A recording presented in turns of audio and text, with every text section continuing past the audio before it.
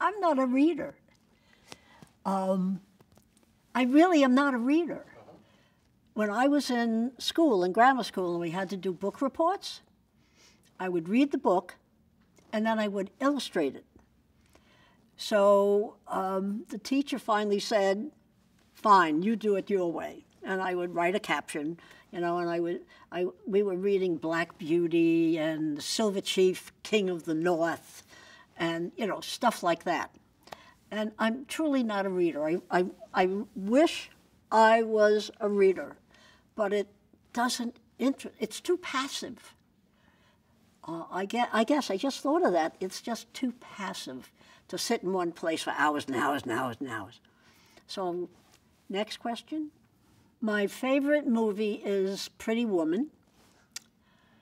And my favorite director, I have no idea. I'm usually concentrating on the actors. I know when the movie isn't good, but I never really notice the director's name. My favorite actors are Julia Roberts, Sandra Bullock. I actually liked John Wayne when he was living. I'm sure I wouldn't like him now because he's dead. And let's see. I did like Rock Hudson.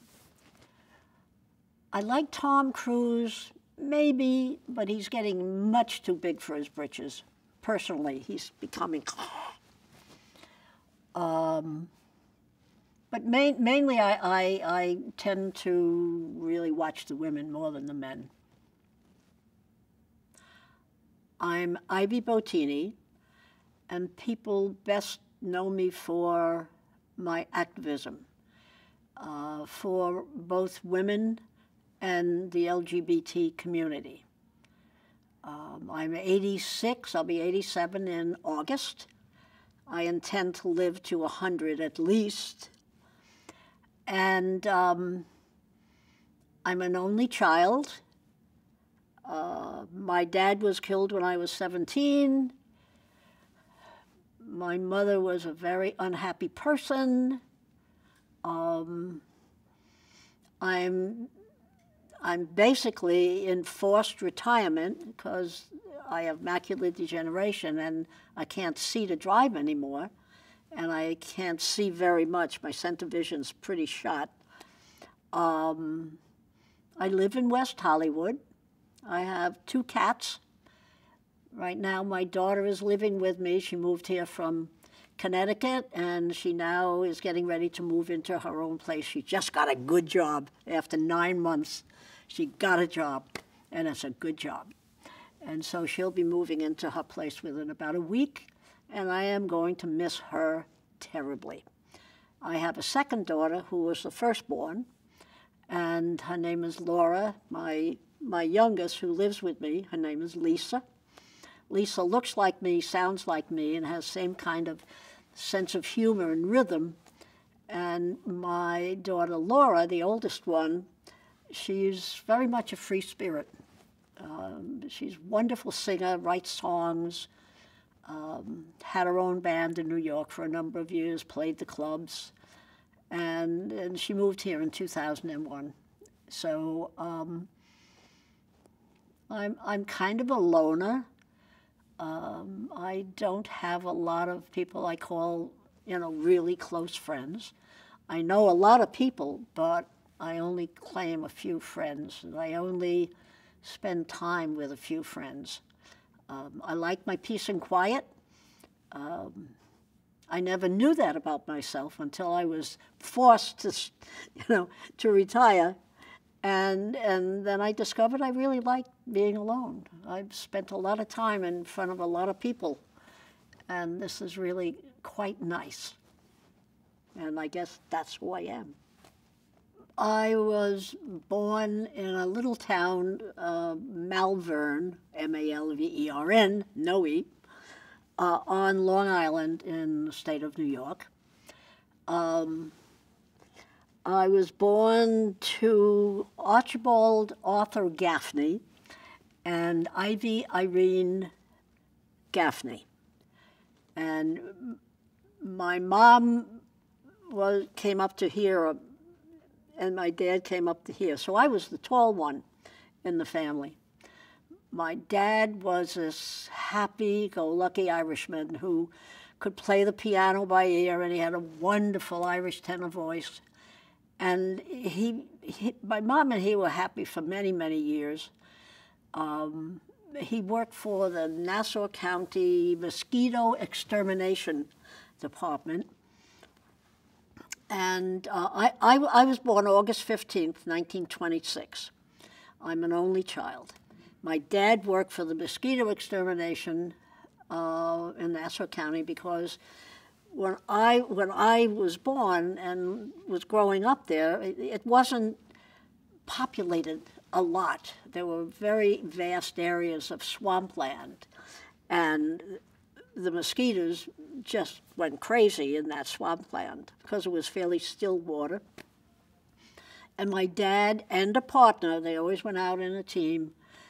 Their job was to drive out with this truck with this big tank on it filled with oil, and they would wade out into the swamp lands and spray everything with oil, put a film of oil on everything. And today, they would have been picketed by hundreds of people, for environmental reasons. And they wore very high rubber, like suits. And the reason was there was quicksand, and they always had a very strong some leather around them, and the partner waded back in case they walked in. My dad got caught twice in the quicksand and was pulled out. So it was kind of a dangerous job, but it was a good job. And I was born in this wonderful old house with a big front porch, and when I was about 7, I went out on the front porch and spent the whole day, until dusk, learning to whistle. And I walked in the house and I could whistle. As I said, I was an only child. My parents, obviously, were very, very blue collar. We didn't have a lot of money. We could pay our bills, but that was about it.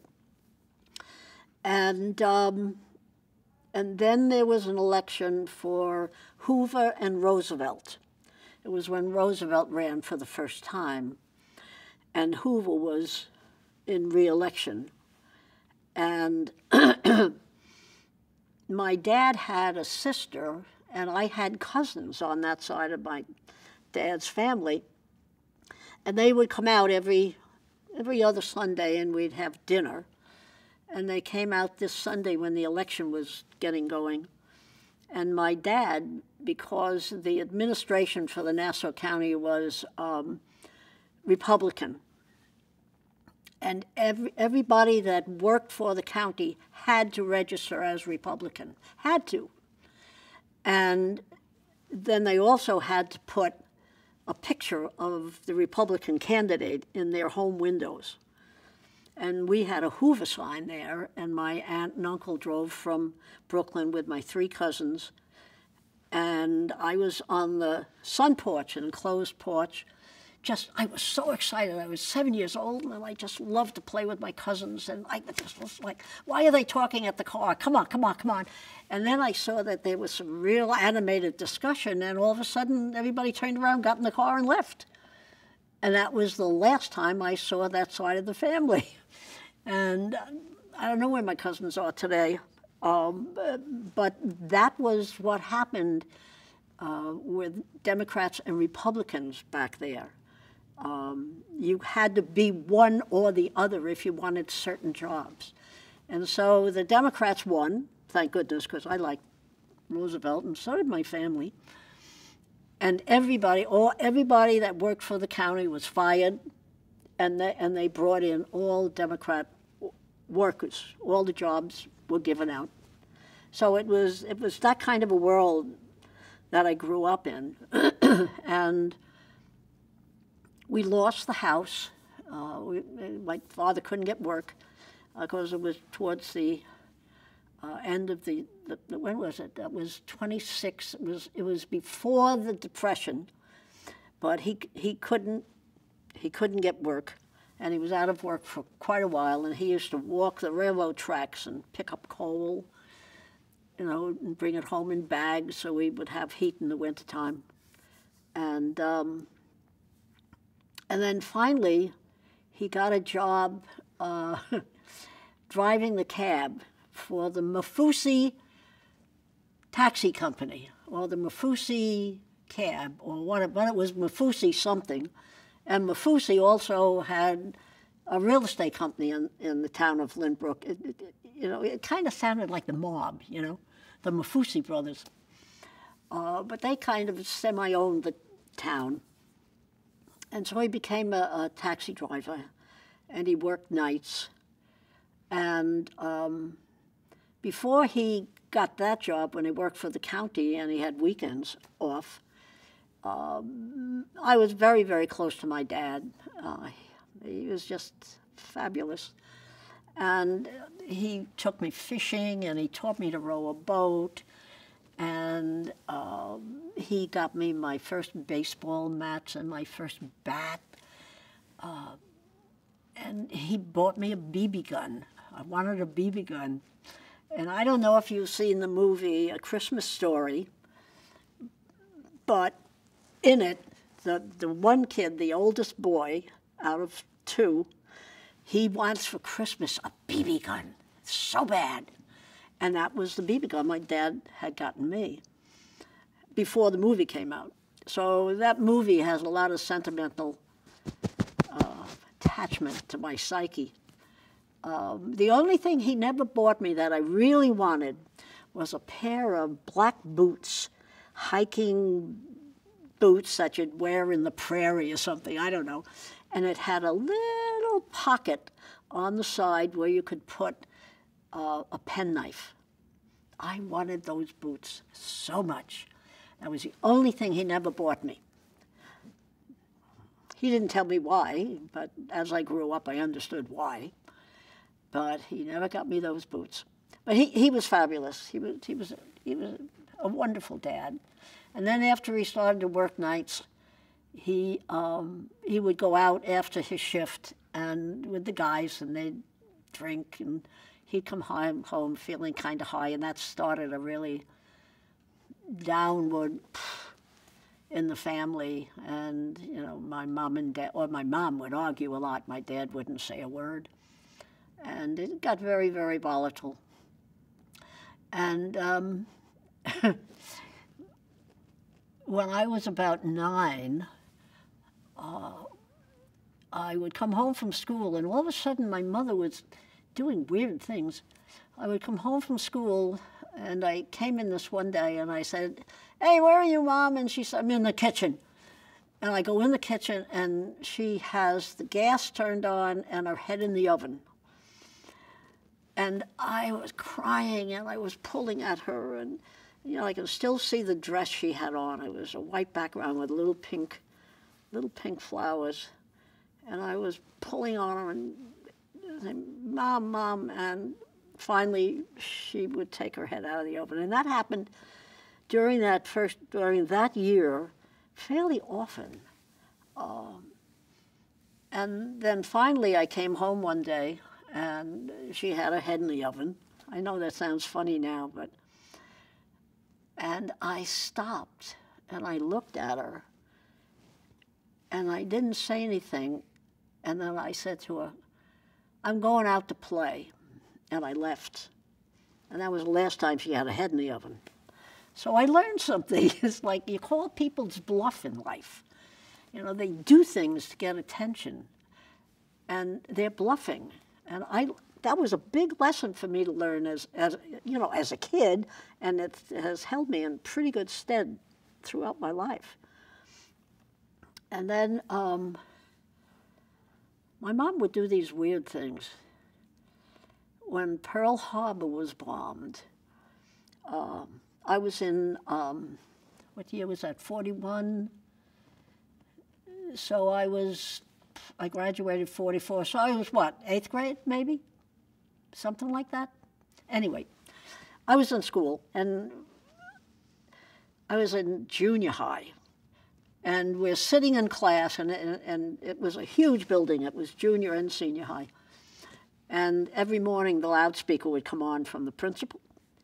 And this one morning, on a Monday morning, around 8 o'clock, we were all sitting there, and the loudspeaker comes on, and the principal says, good evening. Good morning, boys and girls, and today we're doing something different. I want you to pick up all your belongings, take your coats, take everything with you, and go directly home. Do not go to the ice cream store. Do not do anything. You go directly home, and your parents will explain what's going on. So everybody, we all get up, and it's weird. It's very weird. And I go home, and I run in, and I go, Mom, they sent us home. And I don't hear anything. And I said, Mom, they sent us home. And she goes, I'm in the kitchen. And I go running into the kitchen. And she's standing at the kitchen window with my BB gun pointed in the air. And I said, what are you doing? She said, I'm going to shoot down the planes when they come over. And of course, that's the East Coast, you know. So it was kind of at that moment I knew I was on my own.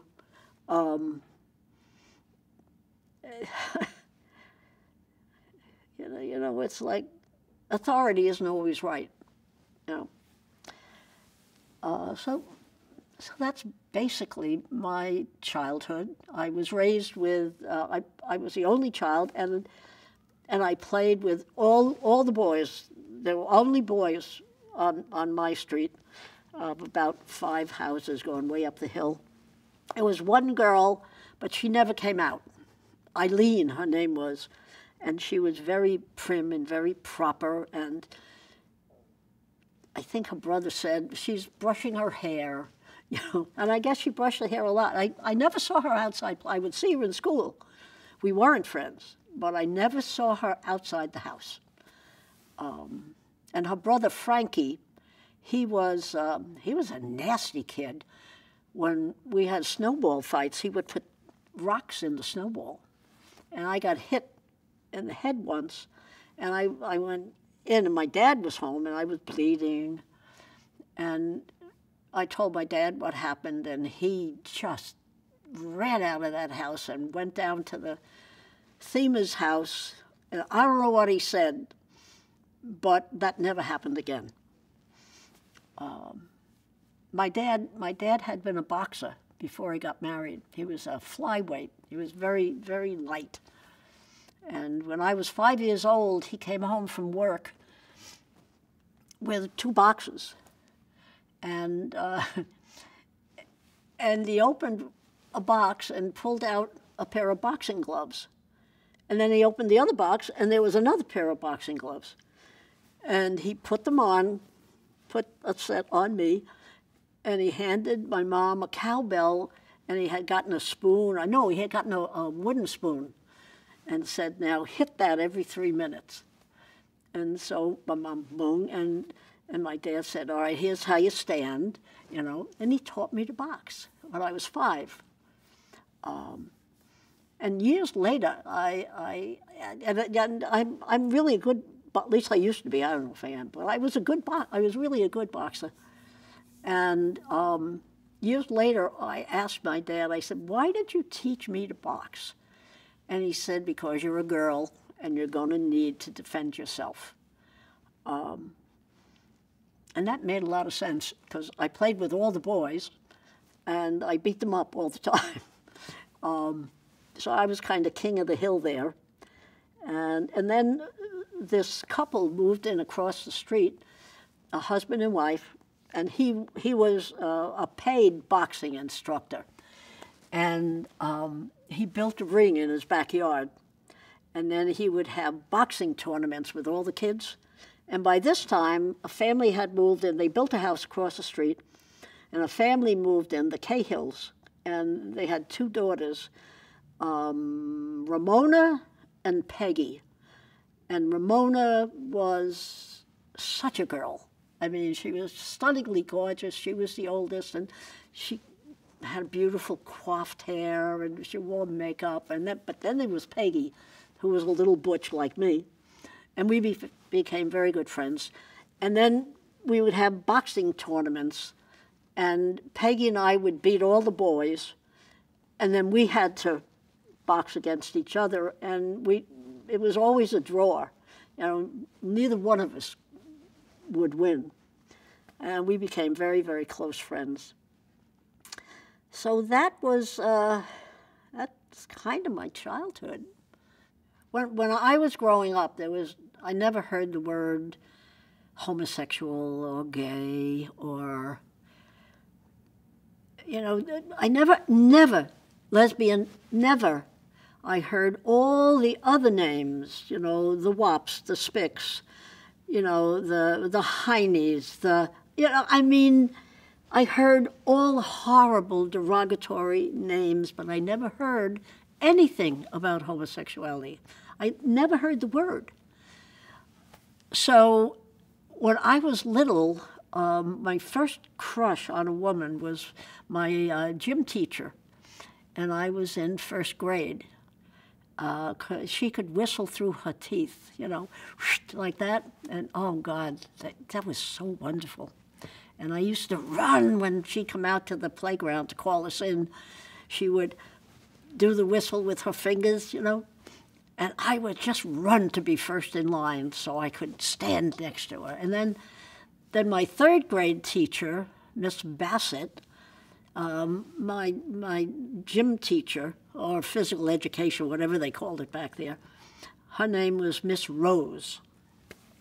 And then my third grade teacher had very large breasts, and to me they were pillows.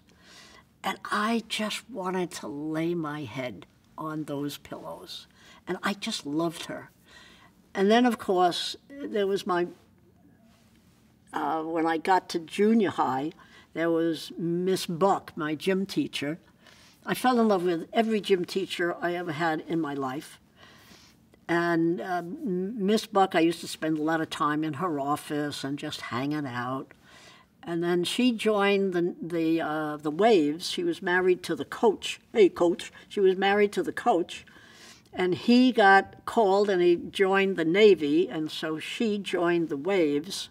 No, the Spa. She joined the Spa. That's right. He was in the Coast Guard. That's right. He wasn't in the Navy. He was in the Coast Guard, and she joined the Spas. That was the women's side of the Coast Guard, and left. And so I was just brokenhearted. And then, but we got a new gym teacher, and her name was Miss Majeski. So I fell in love with Miss Majeski. I was very fickle. So I fell in love with Miss Majeski. There was always some woman or women in my life that I just idolized, just loved so much. And then in 7th grade, I signed up for the elected class of typing and shorthand, which I can still type. It's really good to know that. And it was taught by Miss Wilson.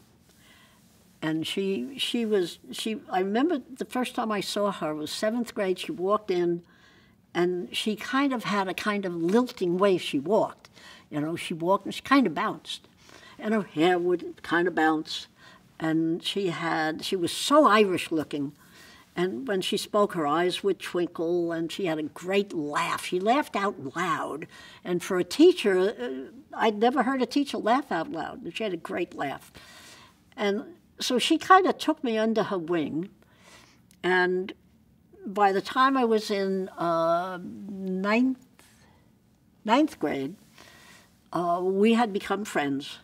And I actually had a key to her apartment. And my home was getting more and more volatile. And so I would not go home. I would have dinner with her every night. And she really helped raise me. She was like a wonderful mom. She wasn't married, and I don't know, I guess she was around 42. Yeah, I think she was about 42. And and I was so in love with her. Of course, she didn't know it, but I mean, I just idolized her. All my female friends were getting married. I was 26, and for the last couple of years, all my female friends were getting married. And finally, I got to the point, and I thought, well, I guess it's my turn. And so I had met once, twice, the boy across the street, and he seemed nice, but nothing in particular. And then I graduated from Pratt Institute, the art school in Brooklyn, where I went to study art. And I got a job in this agency in New York that did bus cards. You know the bus cards on the side of the buses? Inside, I was hired to design those. And I discovered a room about a month after I was working there, a big room where they had about 6 women in there doing clerical stuff and billing and contracts and all that. And so I became friendly with them, and there was one woman by the name of Annette that I got a crush on. And I was trying to figure a way we could double date because she was going with a guy by the name of Bill. And so I asked the boy across the street, Eddie, if he would like to go. We were going to the beach. No, we were going on a picnic at some park. And he said, sure. So we went, and at that point, I was engaged to a guy in the 82nd Airborne, Gene Ryan. And I didn't have a ring yet, but we were going to get married. And so shortly after we discussed getting married, then he put a ring on my finger, and that's when I would get nervous. I would really get very nervous because I had been engaged to one of the twins that lived next door to me when I was a kid, Harold. Big, tall, he was in the Navy. I got engaged to him, and that lasted maybe 2 weeks. Gave him the ring back. And then I got engaged to another guy by the name of Bob. That lasted maybe a week, and I gave him the ring back. And then I got engaged with Jean. And then, but Eddie, we went out on a double date with Annette. And after the date, I thought, he's a very nice guy.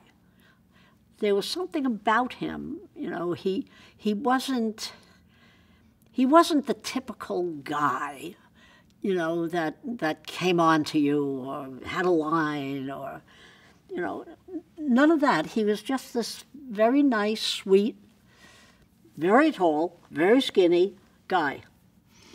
And so we started going out.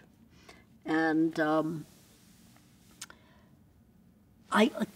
it was funny, besides the engagement rings, because they were kind of incidental. They came and went so fast, you know. But when I would start going out with a guy, I could tell if I really liked him by what drink I ordered. And if if I didn't give 2 hoots, I would order something like a champagne cocktail or something fancy. But Eddie, from the very beginning, was a beer date. I ordered beer. And when I ordered it, I thought, oh, that's interesting, because usually it was, you know, 7 and 7 or, and then I realized that I was concerned with, did he have money? Didn't he have money? I didn't want to spend a lot of his money because that's when they paid for you. So we dated for about a year, and then we got married. This is Eddie. This was my husband for 16 years. So we got married, and we were married on January 12th, 1952.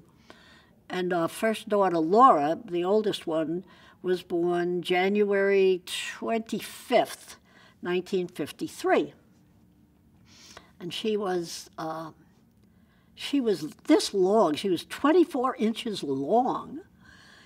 I mean, it was like I was 5 foot. She was very long, and she looked like a plucked chicken when she was born. I saw her, actually, at the moment of birth. The doctor flopped her on my stomach, and I actually saw her. And she really looked like a plucked chicken, and then I was out.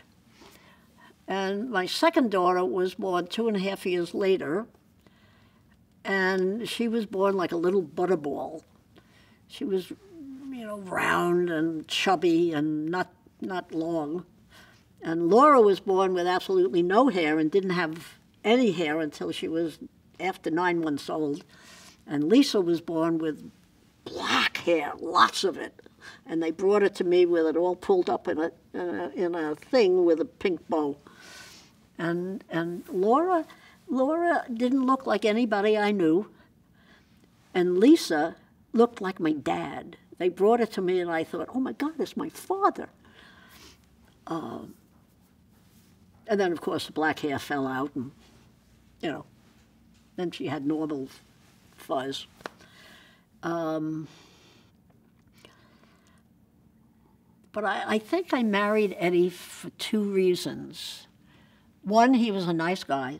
He didn't threaten me. Whatever I wanted, it was okay with him. And I wanted desperately to get out of my aunt and uncle's house where I was living, because when I was in my first year of college, my dad was killed driving the cab. A drunk driver hit him head on. So Eddie and I decided to get married. And the week before our wedding, I suddenly couldn't swallow. I could chew a lot, but I couldn't swallow it. It was like somebody had me by the throat. And I called my doctor that I had had from when I was little, all through my life at that point, Dr. Gherkin, and I told him what was going on, and he said, it's not physical. He said, it's emotional. You need to go talk to somebody. So I'll give you the name of this psychiatrist. Well, back there, nobody talked about going to a psychiatrist. Oh, my God, it meant you were nuts. There weren't any therapists, that, psychologists. There were only psychiatrists. And so I called up, made an appointment, and the day I went to the psychiatrist, I didn't take my car because I thought, a lot of people know my car, and they'll know I'm going to a psychiatrist. So I took the bus, and I hate buses. To this day, I won't ride a bus because I throw up within about 2 blocks. I'm throwing up. I get car sick real easy. And so I took the bus and got there, and I walked into his waiting room, and I sat down, and then I heard this voice say, "Come in." And I open the door and walk in, and what I see is this huge black mahogany desk, huge, and a man sitting behind it. It was a small room, wasn't that big, and there was a straight back chair here against the wall. And I walked up to the desk, and he said, "Why are you here?" I mean, he was very threatening. It wasn't, "Why are you?" It was, "Why are you here?" And I said, "I think I love women." And then it was like I heard what I said. I didn't plan to say that. I was going to say, "I can't eat," And I said, "I think I love women." And I kind of I thought, who said that? And then it was me. And he paused for a minute, and then he said, "Have you ever kissed a woman?" And I said, No. I was stunned, because I had never thought of that. But now I did. And I thought, that's a really good idea. So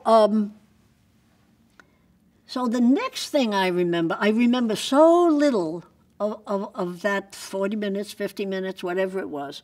Next thing I remember, I am sitting in the chair up against the wall, straight back, just kind of like this, but wood.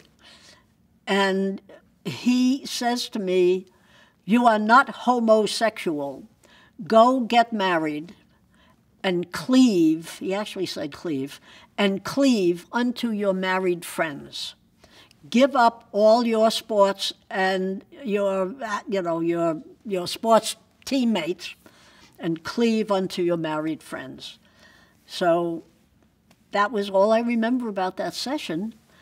And I felt like I should kiss his ring or genuflect or something as I left. I mean, he was so imposing. And I did. I gave up all my buddies, gave up coaching, gave up umpiring, gave up all the stuff, and I cloved to my married friends. And all that happened was that now I fell in love with the married women. There wasn't any change. There really wasn't any change. So now I'm married, and I was convinced walking down the aisle that I would die. I absolutely believed that Saturday I would die. I would be walking, I would have a heart attack, and I would die. And so I approached the aisle with terror. And I just walked. I don't remember walking, but I got down there, and I remember thinking, I'm alive. I'm still alive. And then the ceremony went on, and Eddie put the ring on my finger and vice versa. And after we got outside, I realized he put the ring on my right hand. And I remember thinking, maybe I'm not married. And then I thought, no, I'm married. And so life went on as, I'm married, I have my kids. I fall in love with Esther Siegel. I fall in love with Ann Lefkowitz. Nothing changed. I fall in love with Dolores Alexander. I'm now working for a newspaper, an evening newspaper, Newsday, which is on the East Coast, on Long Island, and eventually they're now in New York. And I'm working there, and I'm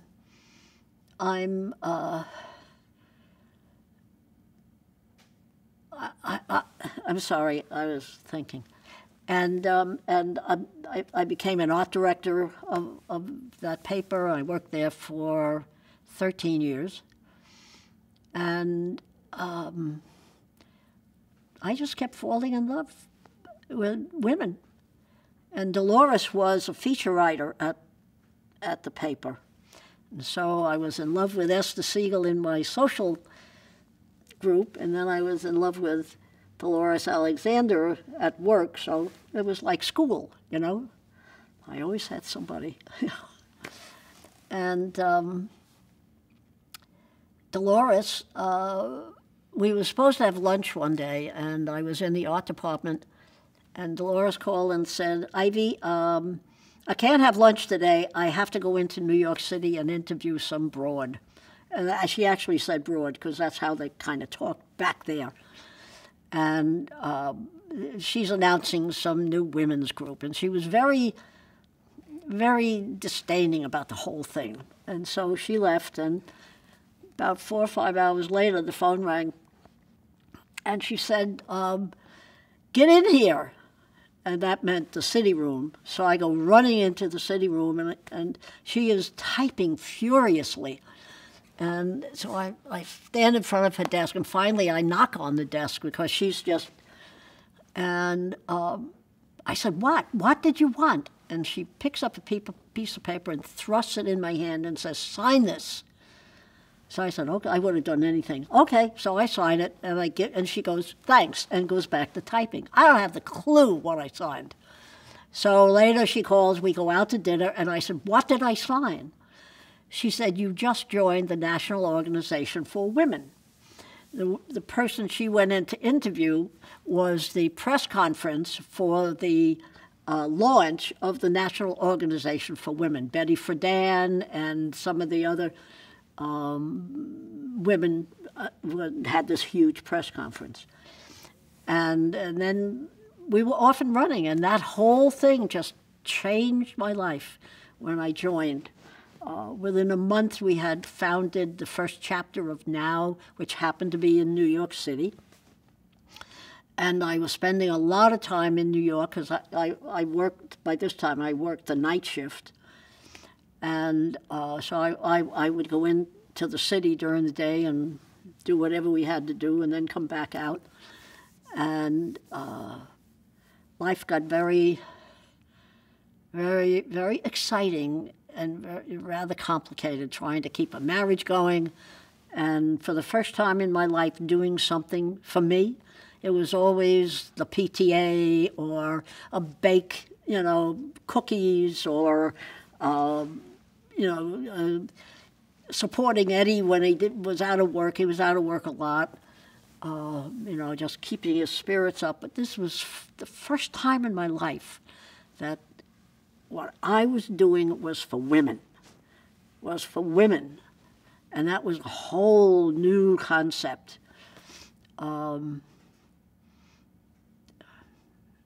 And feminism, right now it's kind of a dirty word. The younger generation, they don't want to use the word feminist. They don't understand what it is. They think it's a man-hating, and that's the furthest from the truth. It's pro-women. It's not anti-man. And it's so sad because feminism frees a woman's mind, allows her to see herself outside of what she should be doing, what society said she should do. And they don't get it. And they're falling into roles again. And I just find it scary, very scary, to see the young women falling into those roles again and being fashionistas, and fashion is what guides their life, and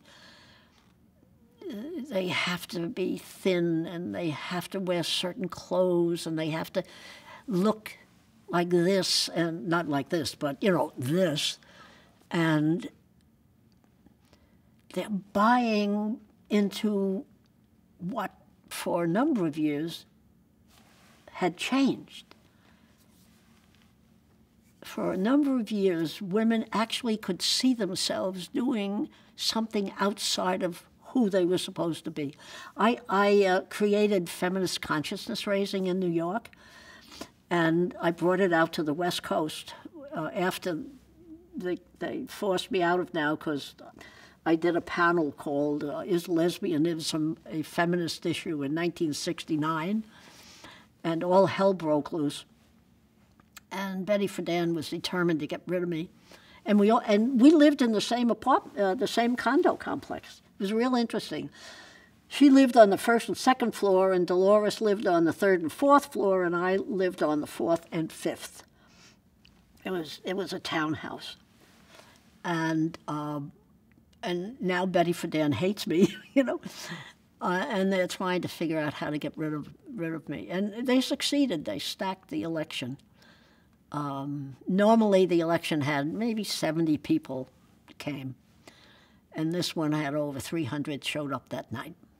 And they had stacked the election to get me voted out. And well, the National Organization for Women, and it's the National Organization for Women, not of women, and people make that mistake all the time.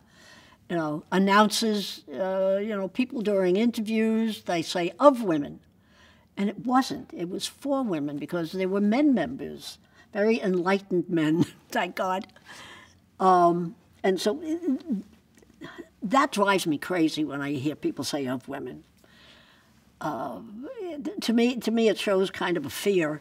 It's, oh my God, it's of women, but it's not. It's for women. And it came about because Betty Friedan wrote a book called The Feminine Mystique. And she wrote it in '63 because she had been observing how women were stuck in the home because that's what society said they should be doing. And so she wrote this book, never expected even probably to sell very much, and it became huge. And it changed the face of how women viewed themselves, at least for a few years, until everything turned. And it's about the full exploration and acceptance of who you are as a woman, not a sexy woman, not a flabby woman, a woman. And what does that encompass? What are your boundaries? And feminism says you don't have any boundaries. You can be anything you want. Anything that you dream of, you can be. And that was a whole new concept, because when I was growing up, what you had to look forward to was getting married and raising a family, and most of the time not even working. Initially, it was about equal rights for women.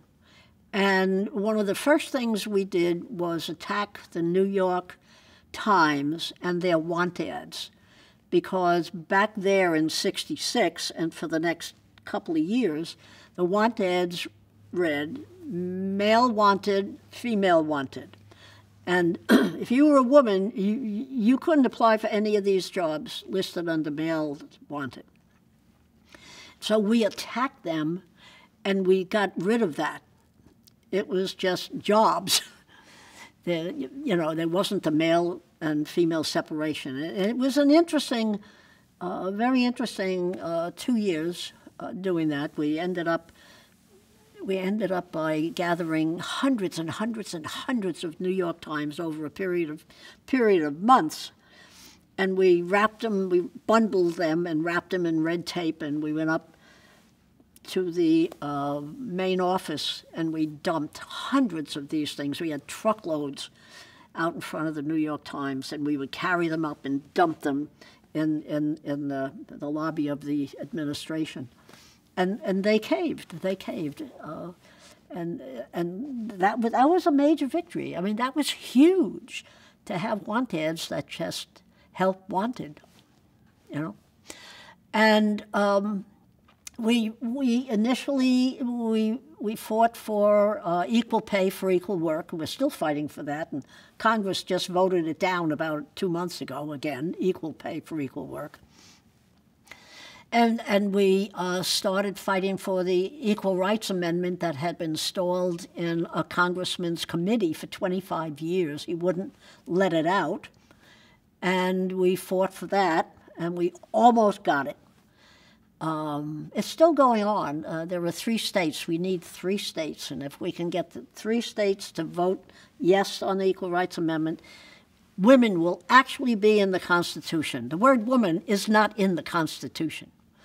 It's all men, equality for men, blah, blah, blah, men, blah, blah, blah, men. There's no women in the Constitution. And the Equal Rights Amendment was very simple, if I remember it, probably paraphrasing. Equality for men and women economically, politically, and socially. Simple. It was that simple. But it went down. You have a certain amount of time to do it, and it went down. But there are 3 states. They're still working in those 3 states. And so I got involved, and I'm still married, and and I start meeting lesbians, real live lesbians. I'd never seen, at least I didn't know if I did. I mean, I would know if somebody looked like a tomboy or, kind of butchy, but I never had anyone identify with the words as a lesbian. This was a whole revelation. It was just amazing. And what I noticed after about the year after I started to meet the lesbians, And there were a lot of lesbians in there. There were really a lot. You know, there were lesbians on the national board. They didn't, you know, all the board didn't know that, but I learned that later. I mean, it was peppered with lesbians. And you could never hear the word. There wasn't any discussion about lesbian rights, because there's women's rights, and then there's the addition of lesbian rights, because there are things that lesbians can't have access to if they identify as a lesbian, and if they believe they're a lesbian. Like some lesbians do not believe breast cancer can affect them. Honest to God, I'm a lesbian. I can't get breast cancer. I mean, there's all these little minutiae things that lesbians didn't know or didn't have access to or wouldn't say. And I started to, here I'm fighting for women's rights, and there's a whole group of women that need their rights too, plus women's rights. So I decided to I was president by this time. I was president from 68 to 70. And I decided to do a panel as our monthly program of New York Now, and it was called Is Lesbianism a Feminist Issue? And I had 14 women on that panel. It was really a great, great discussion. But there were 14 women, and there were only 2 lesbians on that panel. All the other women were straight, and then I was the moderator, and I hadn't publicly come out yet. So for all intents and purposes, they thought I was straight too. And the 2 lesbians on that panel were Barbara Love and Sidney Abbott, who went on to write the book Sappho's a Right-On Woman. And I'm chapter 5, called Mirage, you know. And it's about how they got rid of me. And we were discussing, is lesbianism a feminist issue? I happen to believe it's the bottom line of freedom for women. It's the bottom line. And if a woman is afraid of being called a lesbian, whether she is or isn't, is afraid of that, and will stop doing what she's doing if she's challenged, what are you, a lesbian? If she backs off, that's why it's the bottom line, because that's the final control that society tries on women to get them to get back in place. And it goes on today. I mean, that hasn't changed. So because of that, and I always advertise the programs for the New York Now chapter, which programs once a month, in the New York Times in the classifieds. And normally we'd have, 60, 70, 80 people would show up for the program, not necessarily members, people from the outside. And when I put this title in the classified, my God, that place was packed. I mean, packed. There were, at least a couple of hundred, if not more, women and some men. And I thought, I think I've hit a nerve. But Betty Friedan was furious. She was just beside herself. And of course, I saw her just about every day because we lived in the same building. And she got very cold. And we used to travel together. We'd go to conventions together, and not because we were traveling together, but it was convenient. We'd get the same flights. And I accompanied her a couple of times to where she was doing a speech, and we had become kind of friends. It's hard to be friends with Betty. Or it was hard. She's not here anymore. But Betty knew exactly what she wanted to do and exactly how she was going to do it, and nobody got in her way. It was a good lesson. It was a very good lesson. I had never come up against that strong a will in a woman. Anyway, election was coming up, and I was running for re-election, and I got a call from Barbara Love Barbara Love and Sidney Abbott, who wrote Sappho. Sappho's Right on Woman. I get a call a little before a month before the election, and she goes, Ivy, they're out to get you. I've got 30 lesbians that will join so they can vote, you know, because they're out to get you. They've got a telephone thing going. They're saying horrible things about you.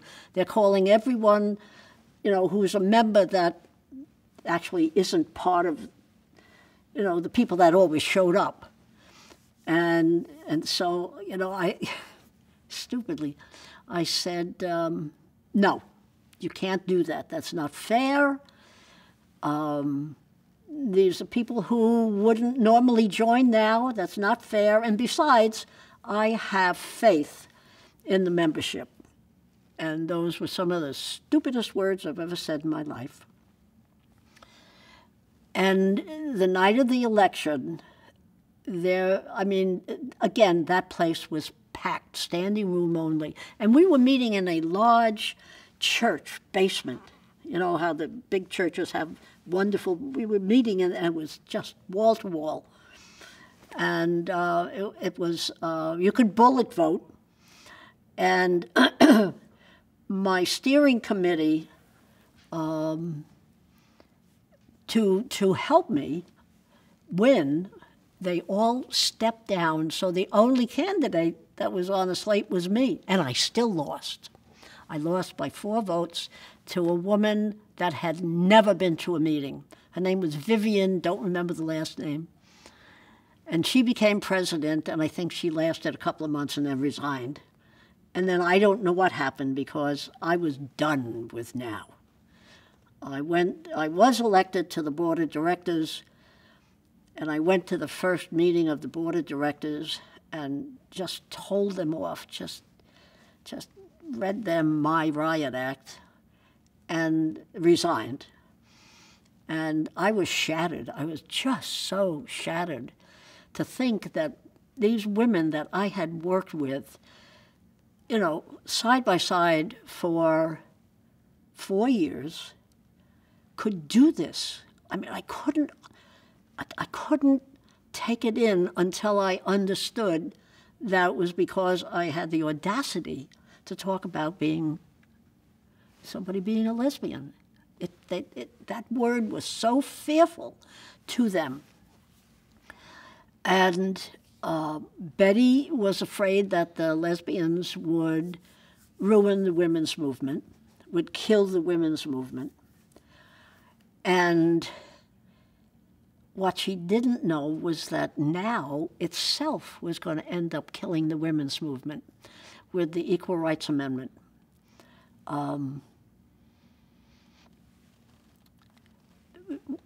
We had worked on so many issues. Once we got past the equal pay and, you know, the want ads, once we got past all of that peripheral stuff, we started to go into the core. And the women that wouldn't come in and join the women's movement, because we were talking about pro-choice and abortion rights and a woman's control of her own body, and we had gone way beyond equal pay and equality. We were now in human rights for women. And the women out there were too afraid to come in with all of these issues. But when the Equal Rights Amendment started, it was safe. It was safe for women to join because it was put women in the Constitution. I mean, how bad can that be? It's not about sex. It's not about abortions. It's not about any of that stuff. It's going in the Constitution. And so hundreds and hundreds and thousands of women joined on that one issue. And when the Equal Rights Amendment went down, and by this time, all the activists for abortion and reproductive rights and, you know, all the gut issues that is not equality, it's human rights, they couldn't stay any longer because the activists they didn't just want to work for the Equal Rights Amendment, and that's really what now became for a number of years. That's all they did. The other activists left, and so when ERA went down, there was nothing left. The activists had gone, and now the women who had joined for that issue, there was no reason to stay because now they would have to look at the other issues. And so they left, and the ranks were decimated. And I don't know whether this is just my own personal theory, but I honestly believe that that's what happened. And that's why the women's movement stalled and stopped. And that's very, very sad.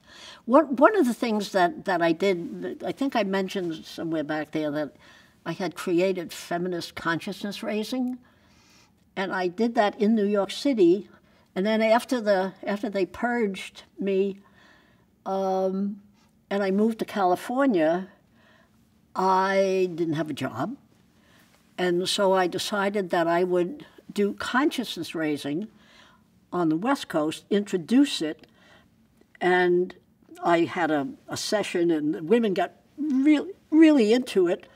And so I started charging $2 for each woman for the week. And we met once a week for 8 weeks. And I had designed topics that took you from point A to Z. And there were topics like, the first topic was, do women like other women? I don't mean love other women. I mean, do women like other women? And the conversation was fascinating. And it turned out that really no, because women are competition to each other for that man. And it was fascinating, to watch their minds just move. And then I had topics, rape, the tool of the oppressor, and, God, what were the other ones? I don't even remember anymore. Somewhere in boxes I have, I've got the list, but it hasn't been unpacked in years. Anyway, I did consciousness raising up on the hill on the peninsula. Now, that's a very affluent place. And the women that came to the first group, none of them worked. And they said things like, my husband lets me go to the beauty parlor once a week. I mean, it was always, my husband lets me do this, or my husband gives me this, and they were doing that as an example of their freedom. They were free. He lets me go to the beauty parlor once a week, or he gives me, $100 allowance a week, and I can do whatever I want. But they weren't hearing themselves.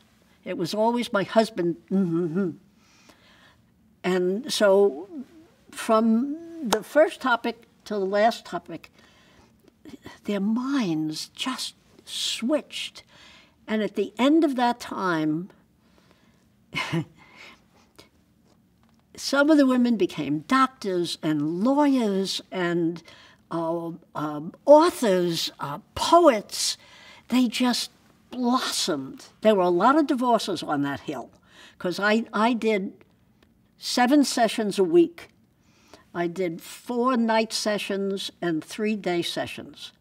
And I was always driving back and forth to the peninsula from Hollywood, where I lived. And there were a lot of divorces. There were a lot of divorces in the women's movement. Once the women realized that they had been had, they are doing and they did what they were supposed to do, and they were miserable. They had no identity. And these women just blossomed. It was amazing. It was amazing to see. I talked about the sexism in gay men. gay men, many of them are so sexist. And they treat each other like men treat women.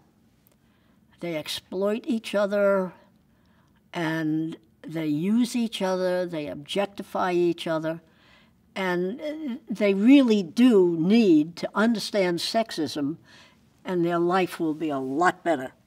So I introduced sexism in the gay community, because when I came in, it was the gay community. It wasn't the lesbian and gay community, and it wasn't the lesbian, gay community, and transgender. It was just the gay community, and I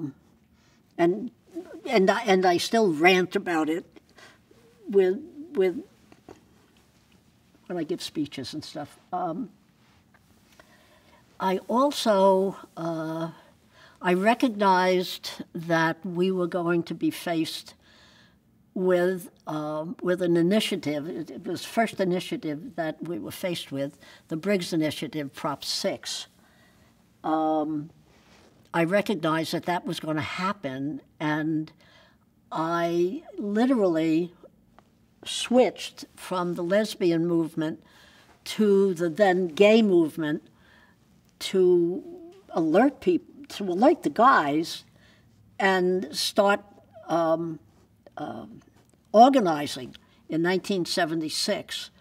And we were faced with the Briggs Initiative in 1978. And Anita Bryant started 2 years before that trying to take away whatever rights gay men had in Florida. And I just knew that we were going to be hit with it next. And so before that happened, myself and Morris Kite, I recruited him. I didn't know him before '76, but I went to his house where he was having a big meeting with all gay men. And up to that point, I had not worked with men for years, 10 years. I only worked with women. It wasn't a choice. It was just the way it happened. And now suddenly I'm over here and working mainly with men. And I talked to him about what I believed was going to happen, and he heard, and then he and I started to organize Southern California. And so by the time the Briggs Initiative got qualified in '78, we were prepared. And we were supposed to lose that, hands down, and we won it, I think, 3-1. It was the most joyful night. We held the celebration in the Palladium, and it was just amazing. It was just, oh my God! It was the first public victory we had. We had been attacked, and we openly responded. And that was amazing. And they hired me on as the deputy director of Southern California for that once the campaign actually set up, so we could fight back. And so that was the first real contribution that I made. And then the second one was HIV. One of the boys, when I lived on the East Coast in Montauk, Long Island, one of the guys, Ken Schnorr, was part of this group of boys that would come to hang out with my oldest daughter, Laura, because she's stunningly gorgeous. She really is. And I didn't know it, and then I joined Stonewall Democratic Club, and this little short, cute gay guy comes over to me and says, "You don't remember me, but," and I went, "Oh my God." So we always had kind of an extra bond. And then in, God, what year was it? 1982. I got a phone call from his mom saying that Ken was in the hospital. He collapsed on the freeway. And he's in the hospital, and I don't know what they're doing to him, but he has all these black and blue marks on him, and of course that was Kaposi's, but nobody knew that.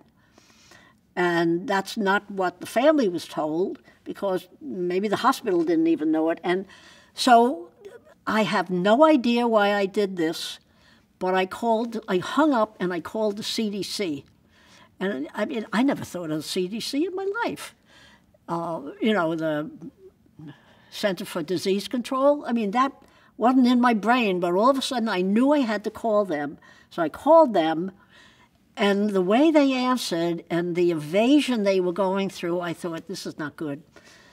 And I just knew in my gut that this was going to be horrible, and it was in our community, whatever it was, and it was going to be horrible.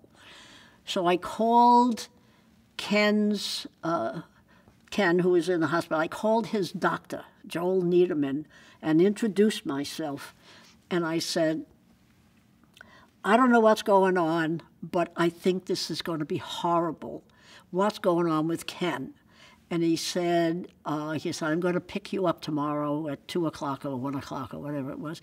And he said, I want you to meet somebody.